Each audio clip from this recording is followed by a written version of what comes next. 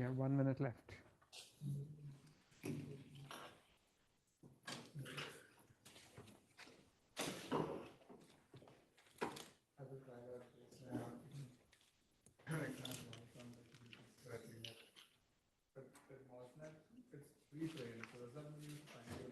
No, just leave it as it. The input to the motion would be to the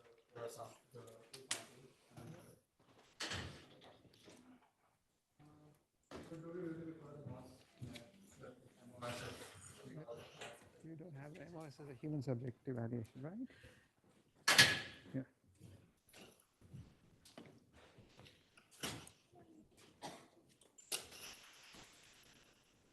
Good morning, everybody.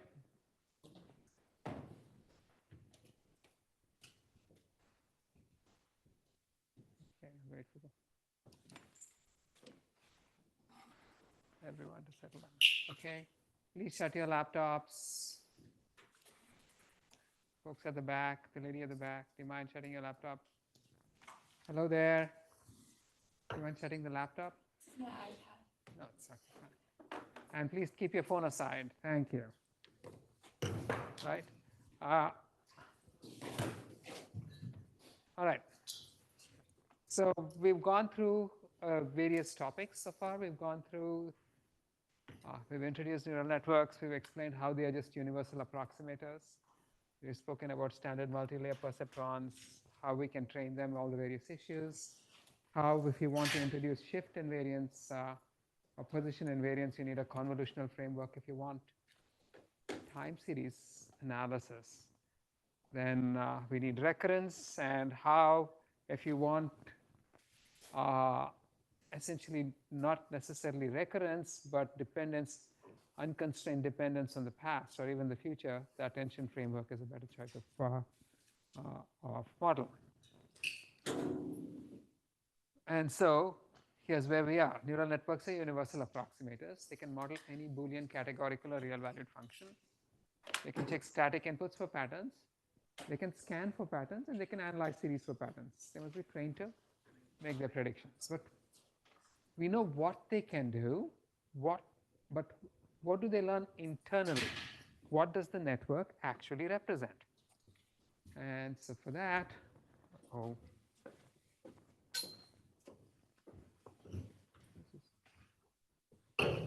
just bear with me.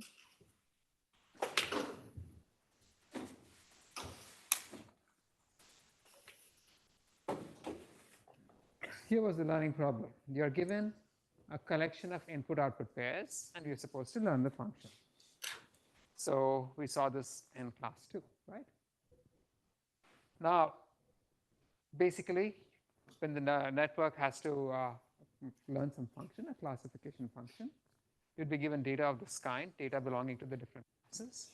And you must learn the classification boundary that separates the training instances of the classes.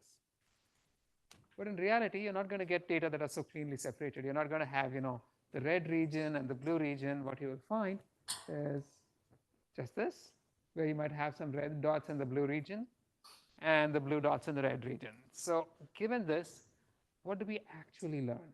Now, if I have problem data exactly like this one here, then we are fairly confident that if you do a perfect job, you're probably going to learn the double pentagon. But data like this, what do we learn? So I'm going to wind this back from this slightly, somewhat complicated double pentagon problem, which in reality is really not very complicated, but still a little more complicated than we'd like it to be for purpose of explanation. I'm going to wind it back to a linear classification problem. And a very simple two-dimensional example where we must learn a linear boundary, a hyperplane that separates the two classes, which are our red class in my example and the blue class. And we just have to learn the problem from just the data given, right? The problem really is that the data are not going to be so cleanly separated. Regardless of where you draw the boundary, there's going to be some red data on the blue side and some blue data on the red side. And so what do we learn over here? Now, let me wind this back all the way down to an even simpler example, a one-dimensional input. So if my input is one-dimensional, and I want to learn a linear classifier, What is a linear classifier in the one-dimensional case? Anyone? What would it be? Hmm? Just a threshold, right? That's all it is, because that's the, you're going down from one dimension to a one-dimensional lower for the boundary. That's going to be a threshold. Is there any threshold that will cleanly separate the red and the blue dots? No. No. Okay. So if your network is a universal approximator, what stops us from learning this function? Absolutely nothing, right? We could be learning it. Is this the right thing to do? You generally agree that it's not, but maybe there are criteria where, you really want something of this kind. So just to make things a little more complicated, I'm going to take it down to this simple situation where I have a bunch of data points. They all have the same value x, except that some of them are red and some of them are blue. Some of them have class label 1 and some of them have class label 0. In this case, what do we want the output to be? 1 or 0? Even if I agree that my network must go up and down like crazy, what would be the answer? Do you want it to be the majority class, or do you want it to represent the proportion? What would make more sense? Proportion, right? You want to say 90% of my data out here are, 90 of my 100 instances at this precise value of x are 1, class 1, and 10 are class 0. So I'm going to, what makes more sense is for me to just compute the number 0.9, which is the average, which gives me an idea of what proportion of data belong to class 1. Now, why does this make sense? Anybody? What is this number? 0.9. Lawrence? What is this number? What is the number? It's the average? It is the average. What does the average represent over here? Probability of operation. Yes, Chetan? Is it like the expect? Perfect, right? It's the expectation of the class value, or alternately, it's the posterior probability of class 1 given the input x. So here, because 9 out of 10 instances are belong to class 1, your best guess for the posterior probability of class 1 is basically 0.9, right? So we're all agreed that this makes sense. But now let me just, this is phi of 1 given x, right?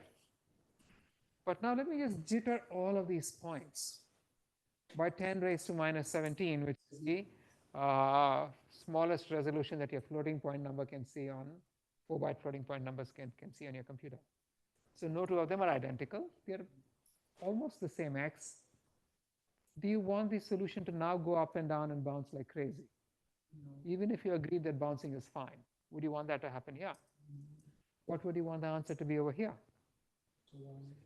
Still? So one. 1, no, but I have 90% of them at, Oh, yeah. right? You'd still want the answer to be 0.9, right? So tell me this, how wide must the jitter be before you agree that 0.9 is not the answer anymore? Right, I'm just sliding the question out. So if I just, how would we address this issue, right? You're beginning, I'm literally asking you to make a judgment call. Do we really want to be doing that? It doesn't make sense, right? So here's a different way of looking at it. I'm going to say that at any point, I'm going to look at a small window of inputs around that point. So going back here, the only way a 0.9 is justified at this place is for me to say that I'm not considering merely just that one point. I'm considering a small range around that x. And the number I'm outputting is the fraction of instances that have the value 1, whose x falls in that range, right? And so using that, again, there's a next question here. How wide must this little window be? Now we can keep asking questions one after the other, but let's go back and take this new perspective. At each point x, I'm going to look at a small window of data instances around that x, and I'm going to output the fraction of instances in that range that had the class value 1. And as I slide this window left to right, you're going to find that that number is initially 0 because, initially all instances are class 0. And then as you go further, you're going to see more and more of class 1, and eventually you're only going to see class 1. I still haven't answered the question of how wide this window is because we don't have to do it. That's the beauty of the arithmetic. This is what the function would look like. And anybody recognize this function? All of you do, right? What does this function look like? That's a sigmoid, right? And so which is why we use the sigmoid. It's 1 over 1 plus e raised to minus w0 plus w1x. Ignore w0 for the moment. You can see how this function works. If x, let's say w1 is positive, right? Then if x is a very large negative number, then you're going to get 1 over 1 plus e raised to minus infinity, right? What is e raised to minus infinity? Or is it e raised to minus infinity or e raised to plus infinity? Plus infinity, right? What's e raised to plus infinity? Infinity. So what does this number become for x being? And similarly, when x is a very large positive number, it becomes 1. And in between, it slides kind of smoothly, right? So, and this kind of mimics this behavior. So this is what we are actually trying to model.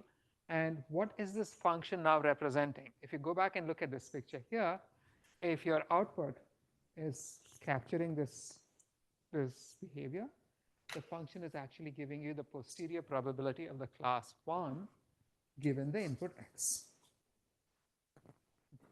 Make sense? Right. So now this is your logistic perceptron, right? A sigmoid perceptron with a single input models the a posteriori probability of the class given the input. And this makes sense once you go about it, talking about it in this manner, right? And that was for one dimension, but the same thing goes to any number of dimensions. So here's my two-dimensional problem. In my two-dimensional problem, I've got data in two-dimensional space. Some of them are class 1, some of them are class 0. So class 1 is suspended in the air, class 0 is on the floor. But then regardless of where you draw your boundary, you're going to have, red dots suspended in the air on the blue side and blue dots on the floor on the red side. So over here, once again, you have, it makes sense to have a decision boundary of this kind, a function of this kind, which captures the posterior probability of x, of class 1 given x, right? And that function is going to be a sigmoid in multidimensional space, in two-dimensional space in my example. I'm still going to call this a linear classifier. Why is this a linear classifier?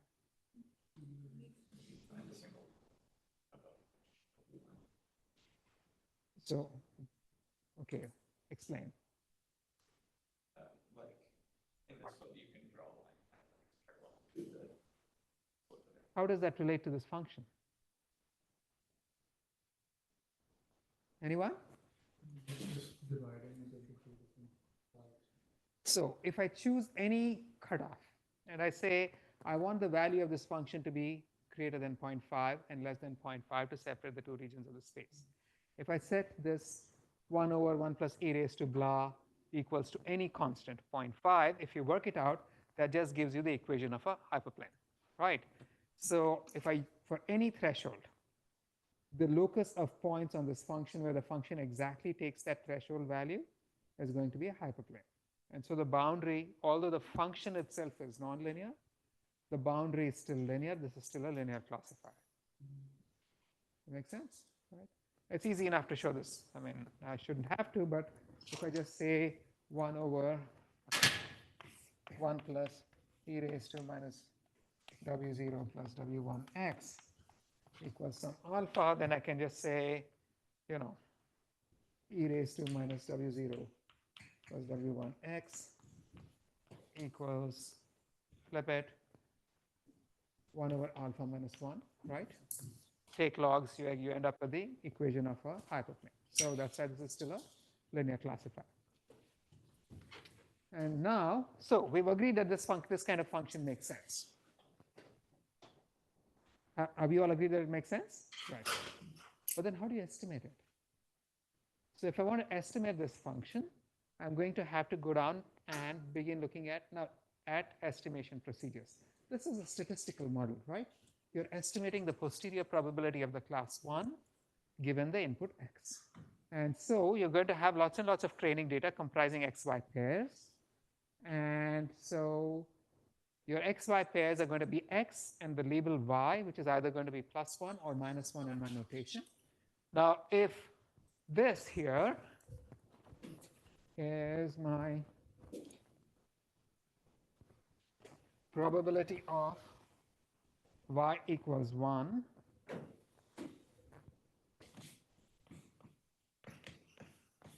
given x, then what is the probability of y equals -1 given x? What is this going to be? 1 minus this. What will that look like? Just another sigmoid? It's a Just sigmoid. back. Exactly, right? All that happens is here, when x is minus infinity, it's going to go to 0. When x is plus infinity, it's going to go to 1. To flip that, I just change the sign of this guy, and the behavior is exactly reversed, right? So there's going to be plus w0 plus w1x. This making sense? Right. And so can I write both of these jointly as a single formula? How would I do that? I can just say P of y given x equals 1 over 1 plus, this is y is -1, right? So e raised to minus of y times w0 plus w1x. That makes sense? Both of them, that's combining the two formulae into one. So that's basically what we have here. P of y equals 1 equal given x is the red curve. 1 minus that is the blue curve. It's going to be exactly the same as the sigmoid, except the sign in the argument is going to be flipped. And so I can combine the two into a single equation, as we just saw. 1 over 1 plus e raised to minus of y times this affine function of x. And now I'm given a bunch of training data, x, y. And I'm asking you to estimate the parameters of this model. But then this is a statistical estimator. You're learning the parameters of a probability distribution. You really have, what you're really modeling is the probability distribution of y given x. And so if I look at the joint distribution of all of my data, assuming all of my training data pairs are independent of one another, it's simply going to be the product over all training instances of the probability of the individual training instance, where each individual training instance is an xy pair. And this I can decompose using Bayes' rule as P of x times P of y given x, right? And which P of y given x, according to our formula, is the sigmoid with the formula right there, 1 over 1 plus e raised to minus of y times the affine function of x, right? And so if I have, so there again, the probability of my training data is given up there. Now, there's a very common principle for learning the probability distribution of, or learning the parameters of a probability distribution from data. It's called the maximum likelihood principle. It says I'm going to estimate the parameters of my data, of my model, such that it maximizes the probability of the data that I have just got. This is a very standard formalism. And now, if you want to learn the parameters of the model, you're going to try to maximize the probability of your training data. This is based on the principle that the data that you have seen are very typical of the process. So you're going to find the process for which the data are most typical, which means you're going to find the process for which the probability is highest, right? And so I can say that I have, that's the probability of my data. Now, if I'm trying to maximize the probability of my data, this is equivalent to maximizing the log probability, because the log is a monotonic function. And the nice thing about the log is that it's going to separate out the multiplication into a summation, right? So the term below, this is the log probability of your training data, which is the summation over all training instances of the log of the p of x plus the sum over all training instances of the log of the sigmoid, which is P of y given x, right? And so that's my log likelihood. Only one term over here is dependent on the functions of my model, parameters of my model, right? And so if I'm performing maximum likelihood estimation, I'm going to be finding the W0 and W1 over here, the weights that maximize the log probability of my training data. And of course, I can ignore this term. This is not a function of any of my model parameters. I can just focus on this. So I'm finding the parameters that maximize the sum of the log likelihoods of the training data. Alternately, I'm minimizing the negative, the sum of the negative of the log likelihoods, right? The term to the right, does that look familiar to you guys? What is the second term to the right? Y given x. Have you encountered it before in any of your homeworks or assignments or anything?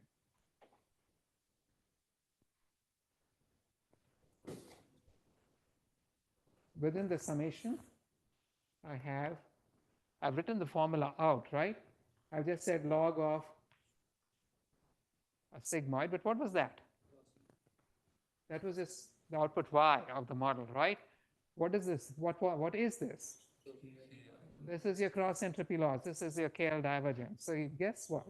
When you perform your standard training, what are you really doing? You're doing a maximum likelihood estimate. You're performing a maximum likelihood estimate. So the KL divergence based estimation of your neural net, in this case for the simple model, is actually a statistical estimation procedure. You're performing maximum likelihood estimation of your model parameters. Make sense to everybody? Right. Come on.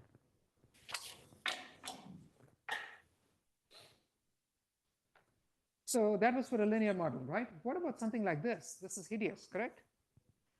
Now, in the case of the linear model, it all made sense. I want the sigmoid, and I'm trying to estimate the parameters of my sigmoid. It ends up being a maximum likelihood estimate. Real life is more like this, right? So, but even before getting here, let me look at the cleanup problem where the net must learn to classify, and I'm giving you separable classes of this kind. And let me say I actually give you a network which is exactly capable of modeling these boundaries. We know this model network is, right?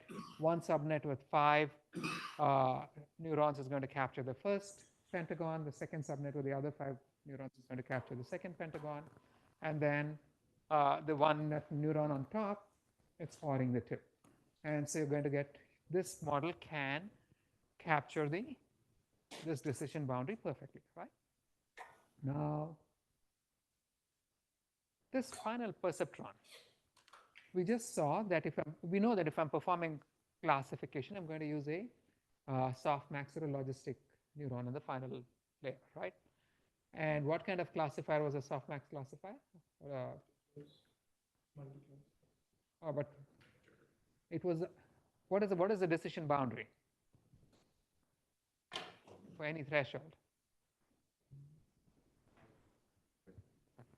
We just went through this, guys.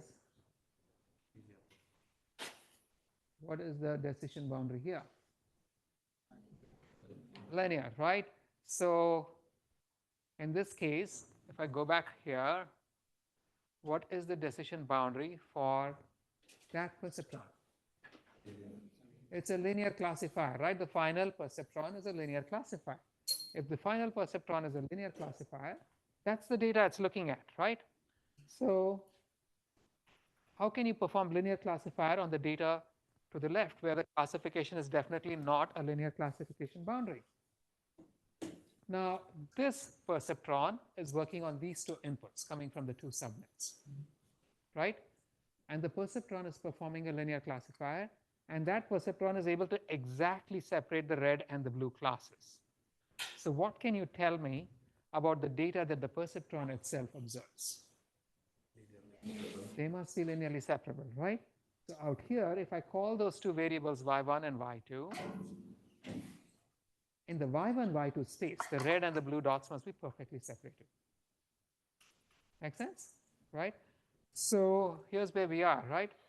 for perfect classification, the output of the penultimate layer must be linearly separable, which means I can think of the network as two separate components. The first is the final classification layer, which is performing linear classification, and the rest of the network merely transforms the data so that the classes, which are all kinds of tangled up and intertwined, begin to separate out, and eventually they become linearly separable. And so you can think of the network as having two components, the classifier, and the rest of the network is simply a transformation that makes all the nonlinear classes linearly separable. Right? I need a bit different ClickUp. So this is true regardless of the network, right? In this case, the network is exact. We know that this network can classify these data perfectly.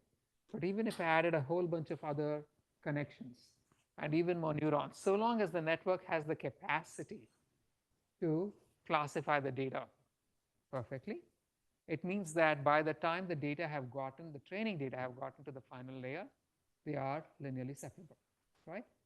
So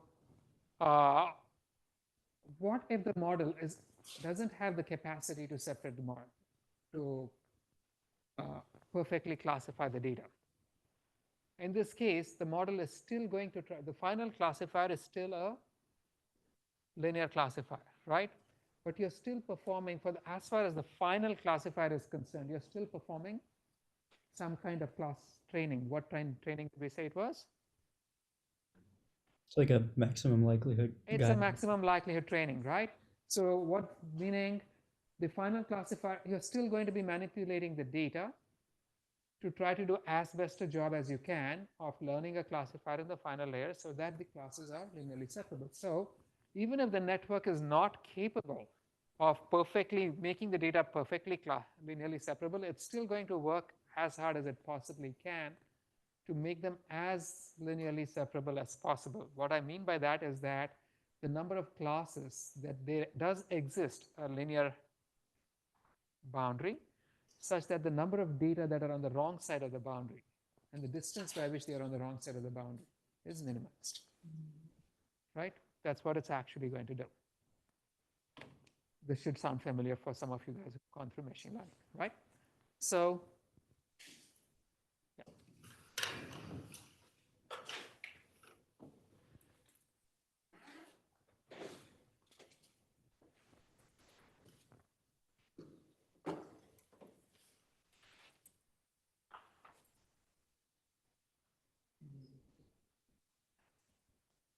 Can you see the poles?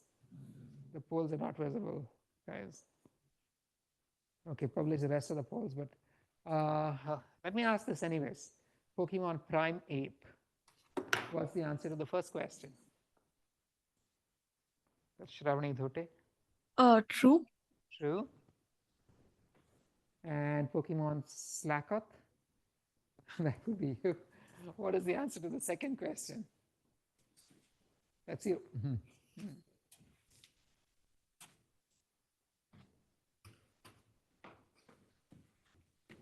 Also true, right? And so the portion of a network until the second to last layer is essentially a feature extraction module that extracts linearly separable features of the classes, or as linearly separable as possible.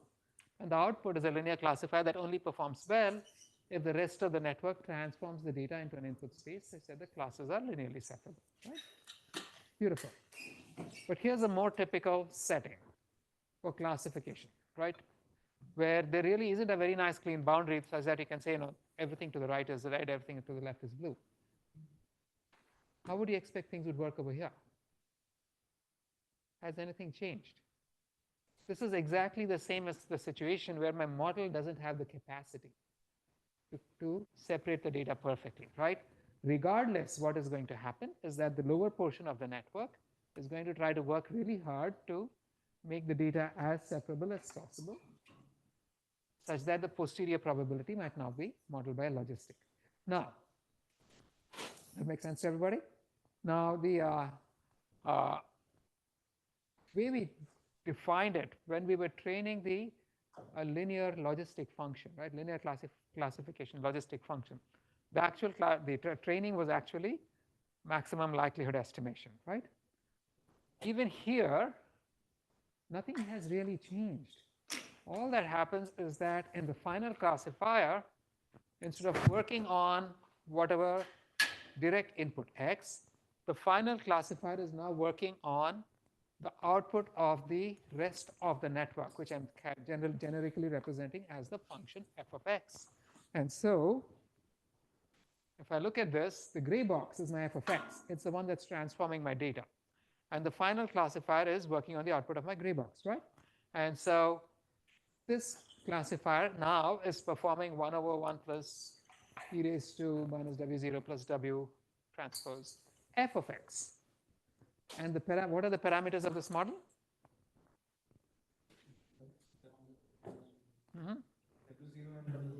W0 and W1. What are there any more parameters? The parameters of the rest of the network, right? And all of these are being learned to do what? Maximize the likelihood of your data, right? So regardless of whether you're, of the complexity of the network, if you're using minimizing cross entropy loss, what kind of training are we performing? Maximum likelihood training of your model. Your standard training is a statistical estimation procedure. Okay, so we actually perform maximum likelihood training of the network, which is just a statistical estimator. Now, what would happen if I were not training using cross entropy loss? Is it still going to be performing maximum likelihood estimation? Yeah?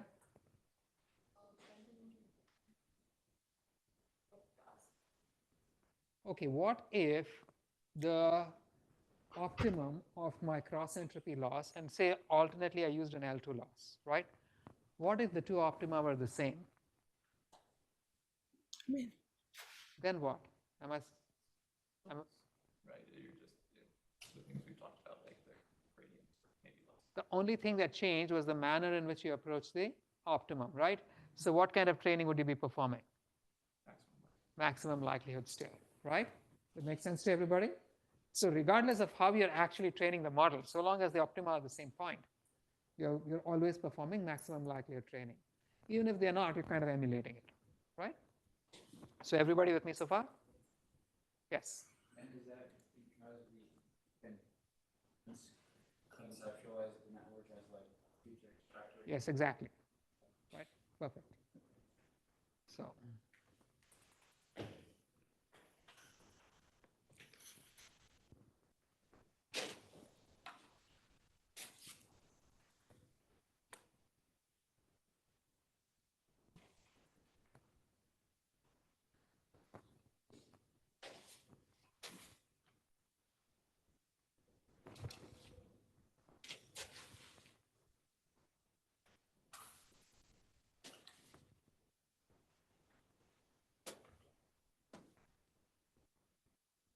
Seconds, guys.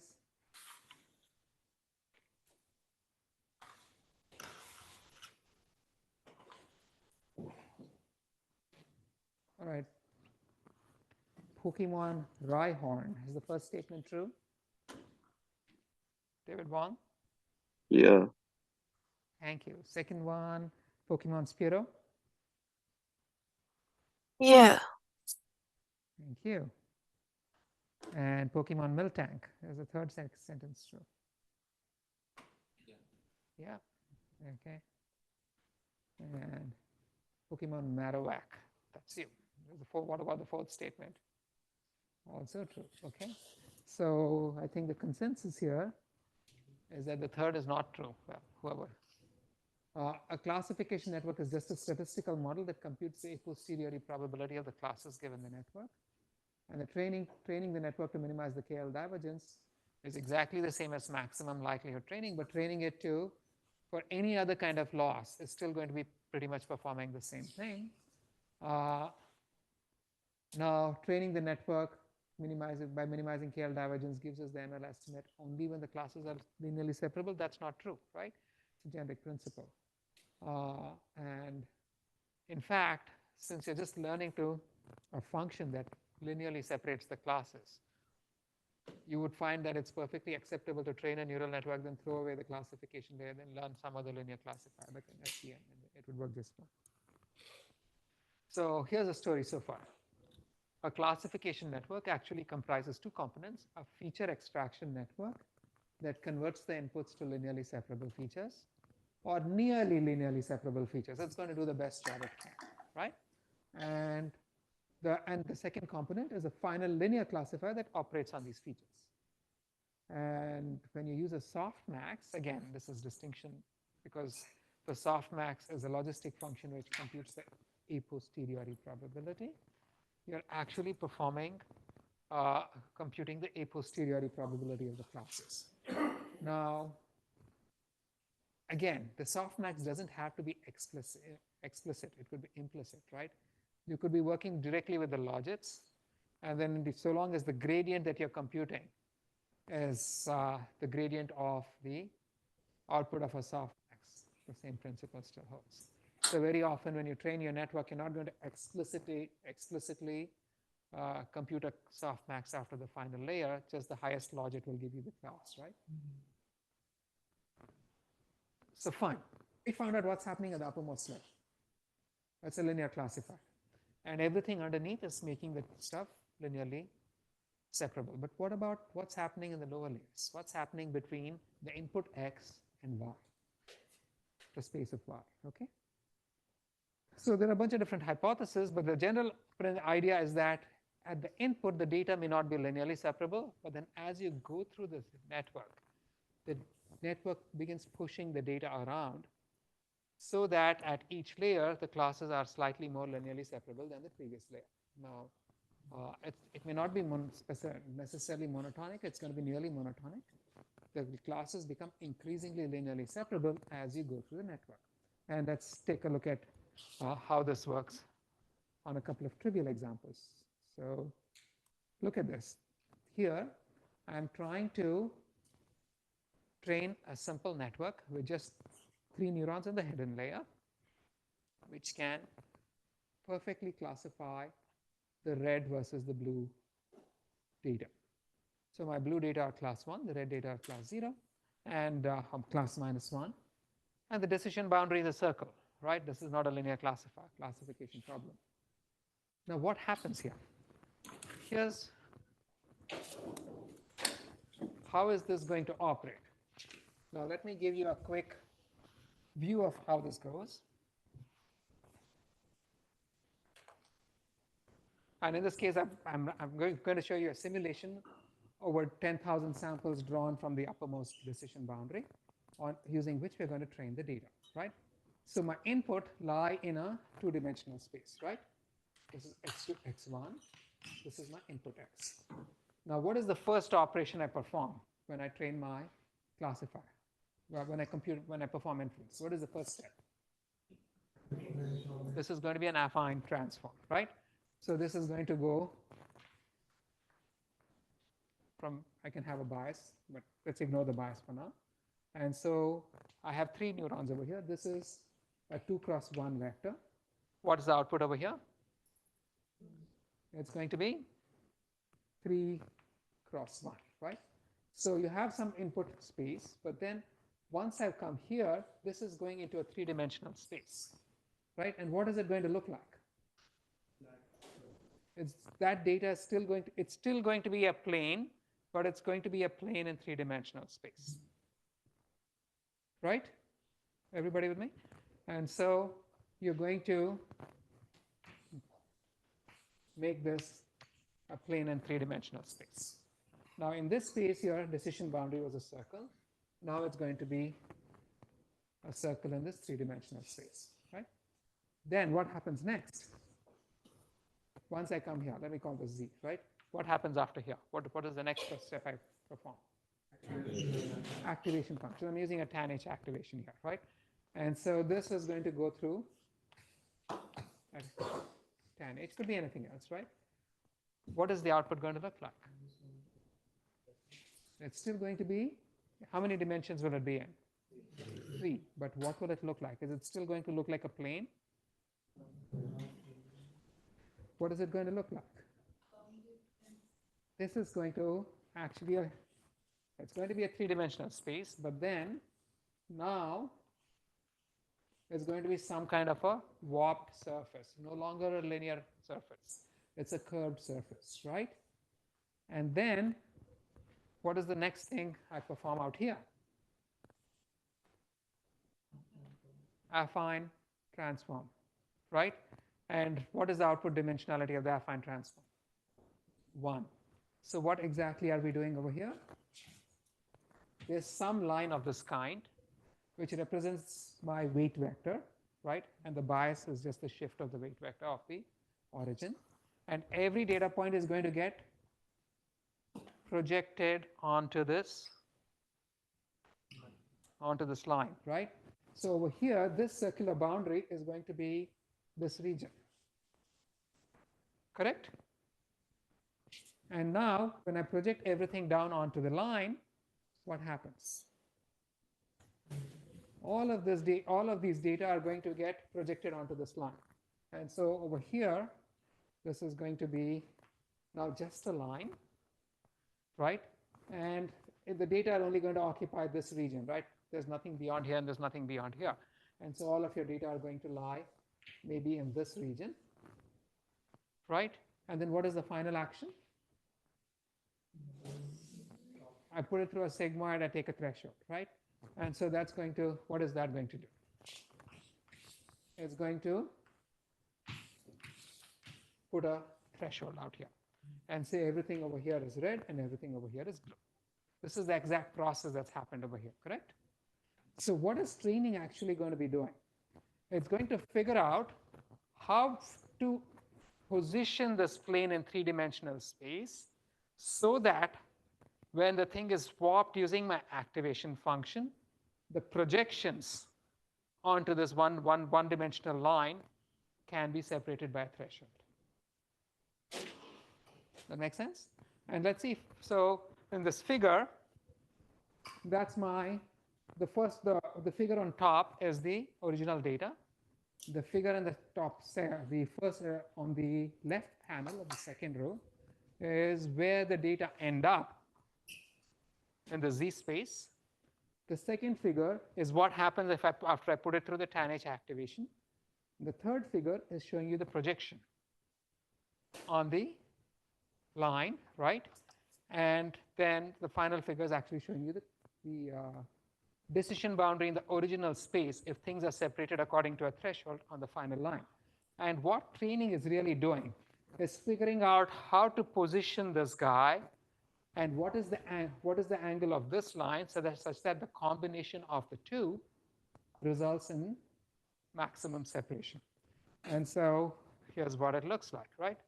The top left panel is just the log likelihood, the loss function. But you can see how it's searching for the correct plane so that when things are separated out, right, in the final projection onto the line, the classes separate out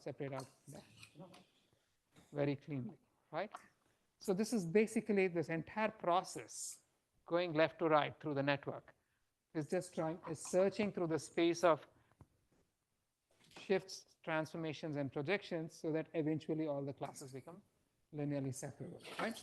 So that makes sense to you guys? Yeah.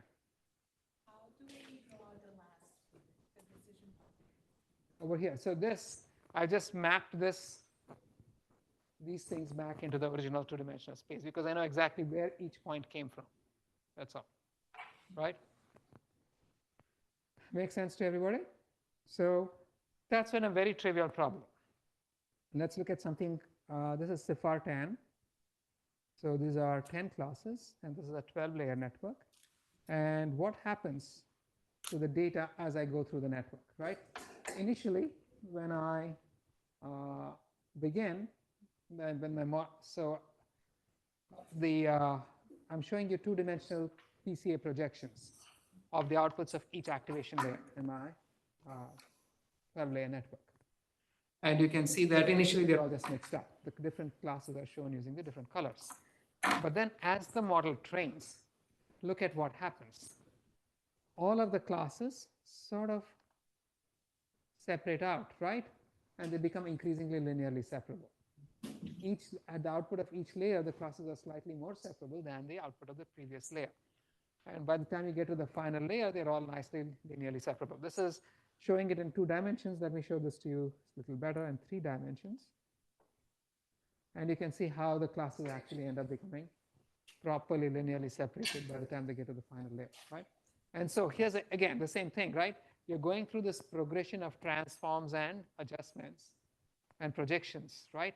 So you take it up to, put it in a new space, the activation function warps it, then you project it, and hopefully the classes are slightly more separate. And you keep doing this again and again and again. And eventually all the classes are linearly separable. And then here's the interesting thing.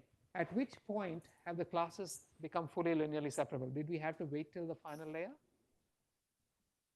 No, right? Way before the final layer, at some point the classes are already linearly separable. If you continue training this model, they're going to get linearly separable earlier and earlier in the network. You can check this out. So what does this tell you? If I train my network fully, having deeper networks makes it easier for the model to separate the classes linearly. But then if I continue training it, the layer at which the classes become linearly separable sort of moves earlier into the network. So I could train my entire network for a long time and then throw away the last 2 or 3 or 4 layers. Just slap on a classification layer on top of it and fine tune it, and I'd just get the same performance, right? Possibly a little more generalizable. Make sense to everybody? Right. And so, okay, any questions? Yeah. So like when you say after you train it and then the boundary shifts to earlier layers, is the limit of that just like the minimum number of layers you need to? In the limit, right? I mean, you never really, there's always the business of training, so you're never going to hit that limit. But it will sort of keep moving in. Like with the The 2 polygon layer, you just need 3 layers, right? But if you train it, in reality, if you train it with a 10-layer network, you're going to find that you have to last at least 5 or 6 layers before it gets separable. But yes, the limit is the most compact thing you can find. All right. So, We didn't get a question. was there a question? We didn't get a question that was asked. Okay, the question was how many layers, at which layer do the classes actually become linearly separable? And we know from our earlier double pentagon problem, going back here, right? Where is my double pentagon? That here I would need at least 2 hidden layers, right? So there's a minimum number of layers required for the classes to become linearly separable. And so in the limit, if you continue training, where would you stop? Or where would you find the classes to be, first find the classes to be separable? That's probably going to be this limiting minimal network. Right. Okay, so we've seen what the network learns at the output layer and what it learns just before the output and how it gets there, right? But what about further down? What's happening in the lower layers, right? So let's go back and look at that as well. Now, recall the basic perceptron, right? The basic perceptron was just computing an affine function and then comparing it with a threshold. Skip the bias for now, right? Because we know that the bias can be just thought of as an additional component. So if I write my input as a vector, x, and my weight as a vector, w, the affine function is just an inner product between x and w, right? Now, so when it's comparing it to a threshold, it's comparing the inner product between the 2 to a threshold. And I have said this to you guys before, in high dimensional spaces, all vectors are the same length. So here's what we have. My vector w, my weight vector represents a direction in space, right? What is the inner product between x and w? How much they point in the same direction. It's a cosine, right? Is it not? So when I say that the inner product must exceed a threshold, what does it tell me about the angle between x and w? There's got to be the angle must be less than a threshold, right? So the perceptron literally finds a cone around your weight vector, and it's determining whether things lie within the cone or outside. That's about it, right? And so the perceptron fires if the input is within some specified angle of my weight vector, and it doesn't fire if it's outside of that. So another way to think about it is that the perceptron fires if the input is sufficiently correlated with the weight vector, right? So that in fact tells me how I can begin designing my weights. If I just had a single perceptron, right? And suppose I was trying to, some of you might be old enough to remember those ancient LED-based watches where you had these, or clocks, where the digits are shown as a grid of LEDs. And suppose you had an LED grid of this kind and you want to recognize if it's showing the digit 2. What's the most obvious thing to be doing if I want to do this with a perceptron? Take a dot product of the final two image and see if it's greater than So if it's a perceptron, what would the weights be? 1. Yeah, but they're going to be in the shape of a 2, correct? And so literally my perceptron is going to be in the shape of a 2. Weights are going to be in the shape of a 2. And when I compute the inner product between my input and the weights, I'm looking at the correlation between the weight pattern and the input. And if the correlation exceeds a threshold, I'm going to fire, otherwise I don't, right? So an individual perceptron is a correlation filter. You're just estimating correlations. And it detects if a specific pattern has happened. What is the pattern that it's looking for? It's looking for the pattern that represented by the set of weights, right? But then if you have something more complex than, say, a one hidden layer network, then you're going to have multiple layers, right?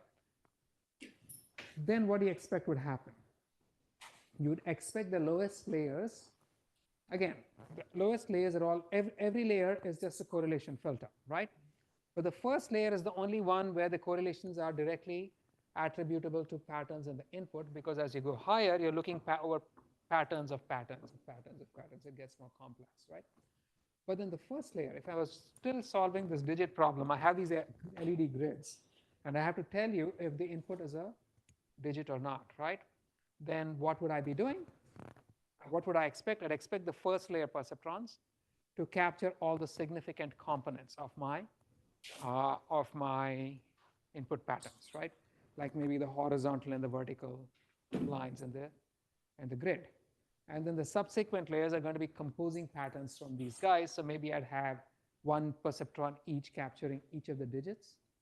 And the highest layer perceptron is just going to say, did any of the guys below me fire? And it's going to, and if they did, then it's a digit, otherwise it isn't, right? So the key piece is that the lowest layer perceptrons are actually capturing features in the input, right? Patterns in the input. And these are patterns that are relevant to the task at hand, right?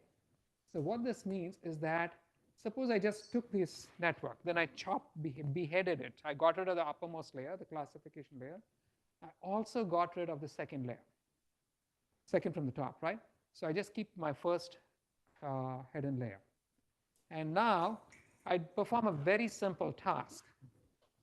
I've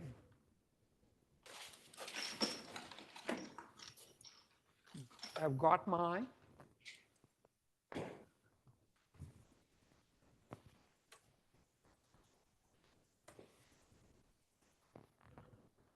so I have these digits going in.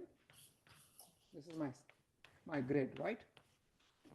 And this goes into this collection of neurons, the entire grid. And I've sort of chopped off everything that happened after the network. And let's just say that this perceptron captures this pattern, right? This perceptron captures this pattern. This perceptron captures this pattern, and so on. And how do I know what patterns they've captured? How would I know it? The weights. I just have to look at the weights, right? And so now I run an input through this network. And then out here, I have another grid. And then after running an input through the network, I check if this perceptron has fired. If it has fired, I just fill in this pattern. I check if this has fired. If this has not fired, no big deal. Has this fired? This has fired. I fill in this pattern, right? So if I just go inspect each of the neurons and then fill in the patterns that each of them is responsible for, what would the output look like once I assemble everything back in? It's going to look a lot like the input, right? If I just patch all of these things together, again, this is based on the fact that these are correlation filters, right? If I patch everything back together, I'm going to get something that looks like the input. Now, is it actually going to reconstruct digits in this case? Not necessarily. Why not?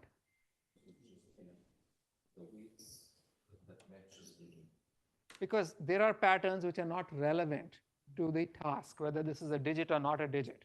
And those patterns are not going to be captured, right? They're not going to be reconstructed.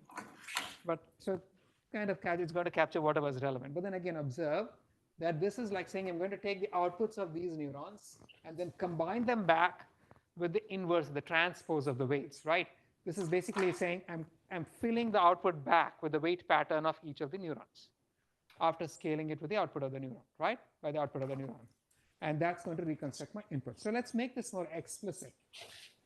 The network is optimized to recognize digits. It's going to retain explicitly digit-like or obviously not digit-like patterns. The rest are irrelevant and will be lost. So let's make it explicit. I'm going to say I want my output to actually exactly reconstruct the input. I'm going to make this very explicit. This is what we call an autoencoder. The perceptron captures patterns, but the neuron network captures patterns. You recombine those patterns to reconstruct the input. And I'm going to explicitly train the network to minimize the error between the reconstruction and the input, right? In this case, what will the network learn? So to understand, let's go back to the simplest possible network, which is just one net, not a network at all, just a single unit. And to simplify things further, I'm going to assume that it doesn't have a nonlinear activation, it's purely linear, okay?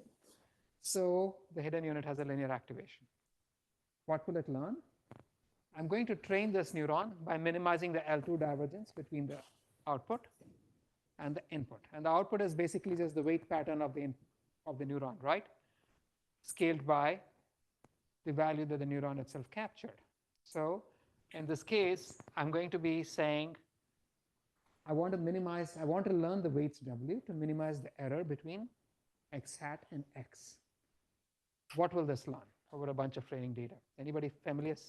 Has anyone seen this problem before?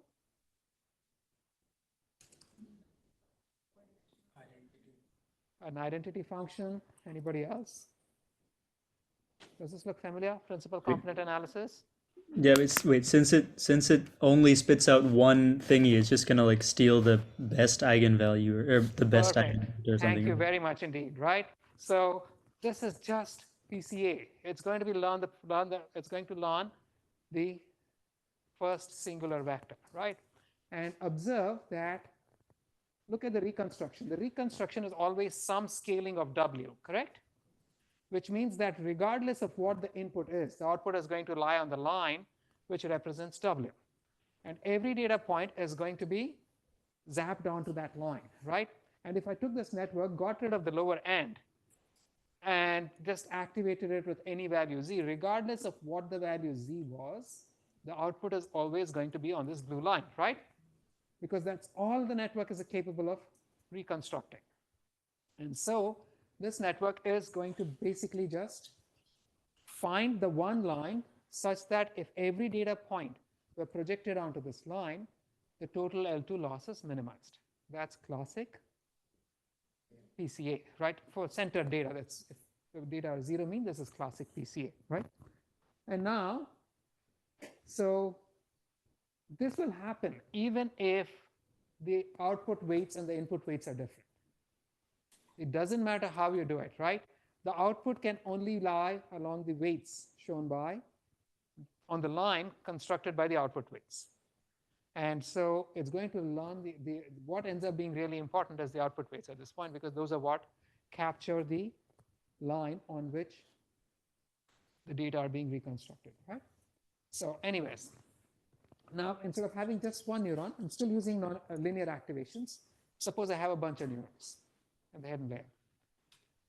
Now the bunch of neurons are represented by a weight matrix. And in this case, if I have more than one neuron, the math stays the same, right? So this is linear. So the output is going to be some combination of the weight vectors of the individual neurons in the network, a linear combination of the weight vectors. What can a linear combination of weight vectors construct? A plane, right?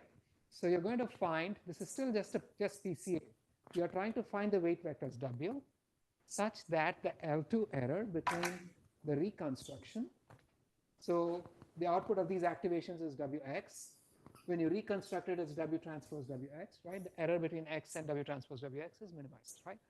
It's still going to give you this principle. It's going to give you the plane such that when all data are projected onto the plane, the error is minimum. And here is the cool bit before I get to this pole.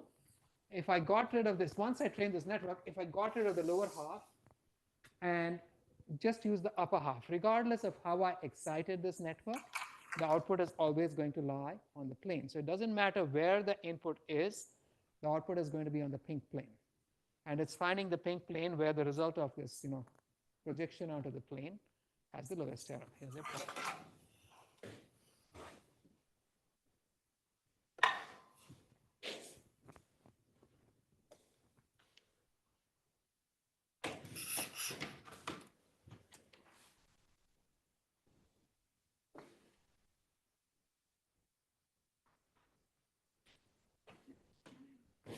Yeah. And it's very similar. So the first neuron would capture the signal to the highest variance. The first neuron would capture whatever is the highest variance. So if the data are centered to be zero mean, then the first neuron is going to capture the highest variance. If the data are not centered, it's going to capture the direction with the highest energy. But yes. But then it's the same in PCA. Like if we have so many components, sometimes it's not useful. Like sometimes like three components, top two components, we capture the most of it. Most of the information, that's correct. That's why we don't need so many neurons in the network. Sometimes maybe first three neurons will be the most. Can we just draw a parallel between PCA? You certainly can draw a parallel between PCA. Okay, the time's up. Give me a couple of minutes, right? We'll get there, right? Pokemon Hypno, what is the answer to the first question? That's Ketan. True, okay. And Geodude, what's the answer to the second question? Pokemon Geodude, Yonggyun. Geodude is absent, okay. So Pokemon Magmar, what's the answer to the second? It's true. It's true, thank you, right? So we have this, an autoencoder with a linear activation performs principal component analysis. An autoencoder with linear activations in the hidden layer that has been trained on some data can only output values on the principal subspace on the plane, right? This is what we found. So here's some terminology. We call this an autoencoder. There's an encoder, which is the portion that takes the data down to this hidden plane, and the decoder, which sort of constructs the hidden plane, right? So the encoder finds the coordinates on the hidden plane, and the decoder uses these coordinates to position the data on the hidden plane. Okay? So now we saw the case where the decoder has only got linear activations. When the decoder only has linear activations, it can only reconstruct a plane, right? But what happens if I have a nonlinear activation? We saw what happens earlier, right? When you have nonlinear activations, what do? They warp the space. They take the plane and they bend it, right? So in this case, when the hidden layers have nonlinear activation, the network is going to find this curved plane or surface such that when all the data are shoved onto this plane, the total projection error is minimized, right? So this is actually performing nonlinear principal component analysis. And so here are some examples. It's actually going to find the shape of the surface that the data lie on. So in this particular example, I have data lying on a spiral. And so now, how many degrees of freedom, if I know the equation for the spiral, how many degrees of freedom do I have on the spiral? Just one, right? It's the position on the spiral. So if I train a network which brings everything down to one variable and then expands it out, you'd expect that one variable to find that 1 degree of freedom, which is the position on the spiral. And the decoder portion of the network must be able to reconstruct the spiral, right? That's the theory of it. That's what you would expect would happen in this case. Does that really happen? Look at what happens over here. So we've trained this network using this data out here. And the data are basically on a spiral with some jiggle. That's noise, right? Now, if I train this data network perfectly, all the details of the network are out here, then you'd expect that the decoder is able to reconstruct the spiral. And now if I just took the decoder portion of it and just kept feeding it different values, it must always output values on the spiral. That doesn't quite happen the way you'd expect. So if I take this z and I scale it from, say, minus infinity to infinity or whatever, right? You find that the pattern it follows is it starts from here, goes out, but then it doesn't continue along the spiral. Over here, it just skips from this point to here and then comes back here, does the same. And then the blue portion, okay, what do you think is happening in the blue portion? Falling pattern. Is the blue portion still part of the spiral? Is it? It's not a spiral, right? Why is it not a spiral?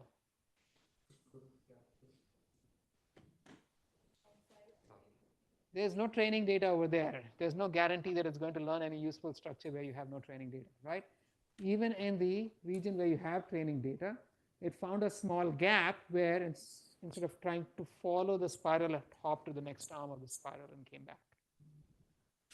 Right? So there's no guarantee that it's going to learn the shape of the spiral, but regions which are not, within your training data, you can see strange things happening. But you get the idea, right?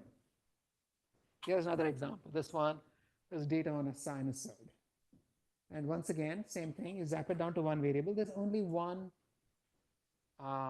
degree of freedom, literally, right? Which is the position on the curve.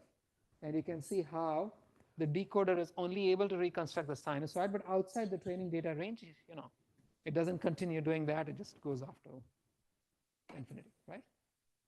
So you see how this works. But then here is the cool bit that we learned from all of this.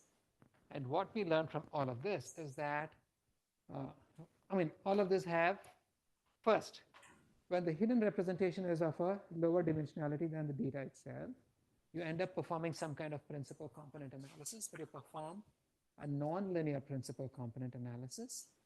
And now the restriction is in the decoder itself, how many layers, how complex it is, because the more complex the decoder is, the funkier the kind of surface it can capture, right? And within the limitations of the decoder, it's going to find the closest fit to the actual curved surface that the data lie on. And then when you actually use only the decoder, because the decoder has learned to reconstruct the surface, right? Regardless of what input you provide the decoder, the output is always going to lie on this surface. Like in this example, the output, regardless of what input I give the decoder, if I'm within the input data range, the output is always going to be on the sinusoid. I'm never going to see anything that looks like the stuff to the left, because it's zapping everything down onto the surface, right?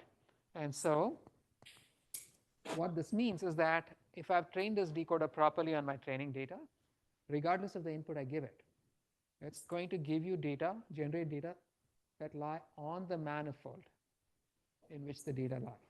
So here, for example, if I've trained my autoencoder on digits data, if I just use the decoder, regardless of what input I give it, the output is going to look something that may have been a digit.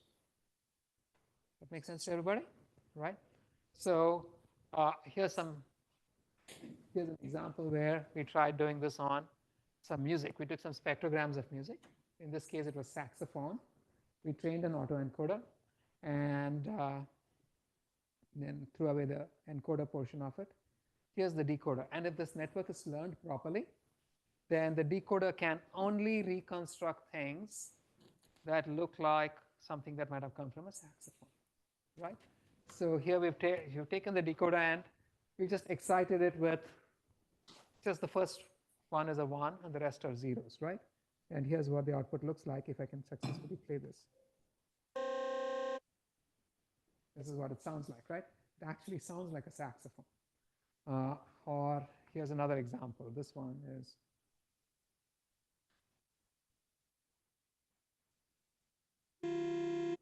also sounds like a saxophone. It's not a pure note.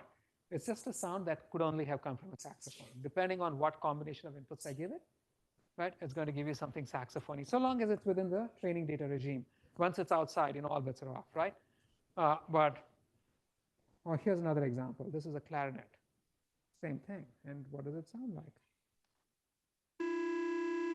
Sounds like something that might have come from a clarinet, right?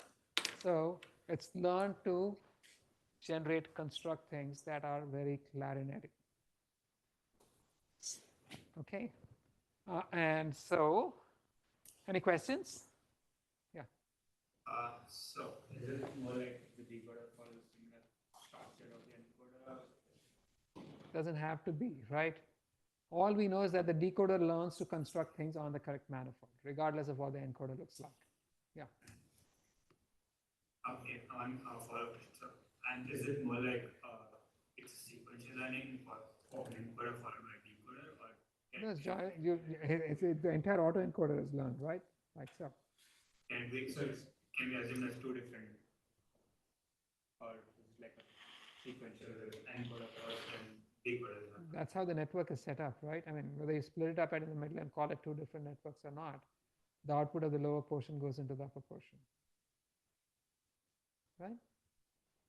The upper portion can only reconstruct that manifold. Chetan. Yeah, so that bottleneck layer, we can use that to just construct lots of different types of Indeed, we can. inputs. Yeah. Though we don't necessarily like we can't just take the input and make this new. So in the hidden layer, we can compose synthetic values which were never seen in training. That is indeed the case, right? And we're going to use that, but before that, here's a little poll.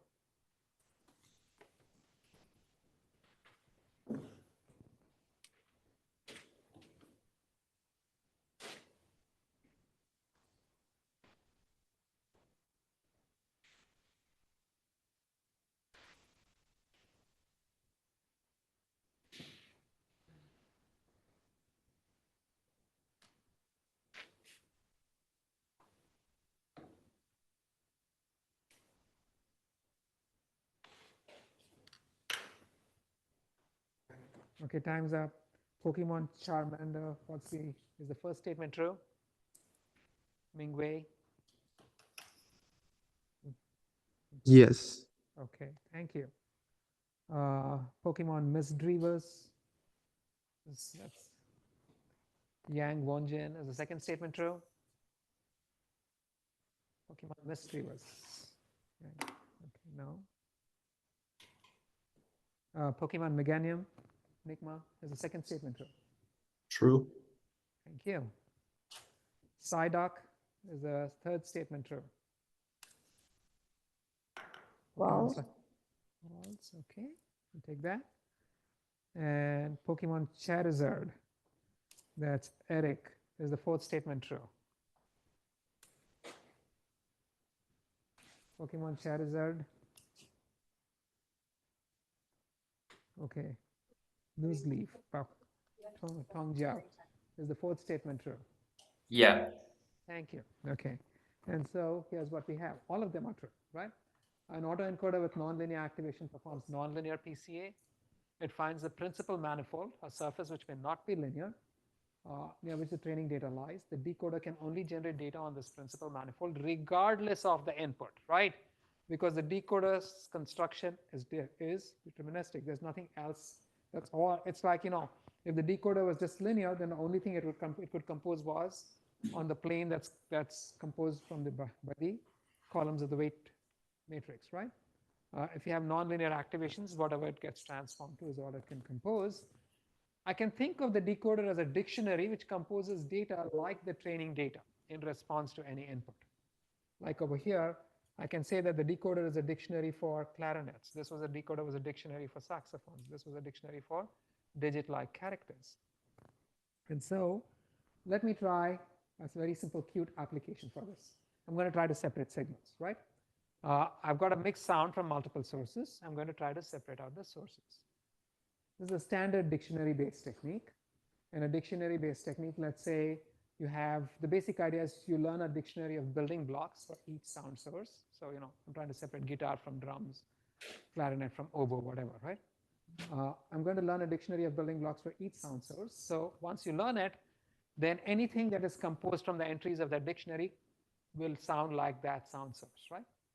I'm going to do the same thing for my second sound source. And then when I get a mixed signal, which could be drums and guitar or whatever, I know that this mixed signal has been composed from these two dictionaries, right? If I can find out which portion of it came from dictionary 1 and which portion came from dictionary 2, then I know I've separated out the sources. So I can do the same thing out here, right? Just identify the combination of entries from both dictionaries that compose the mixed signal. And so, the composition gives you the separated signals, right? Here's what we do.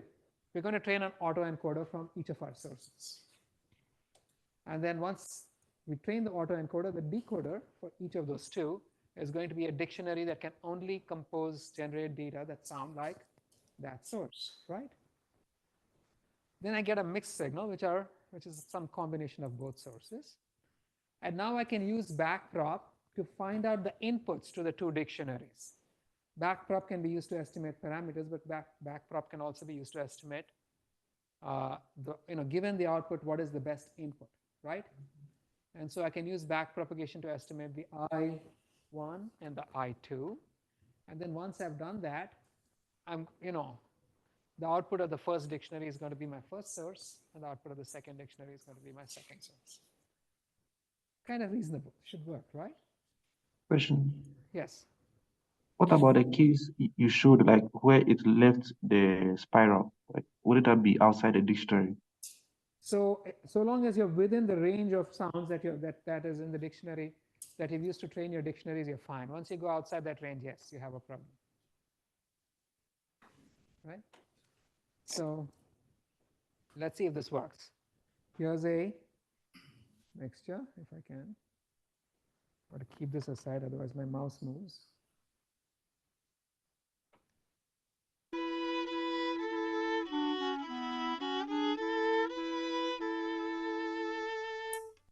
Anybody identify the instruments? Mm-hmm. There's a violin, right?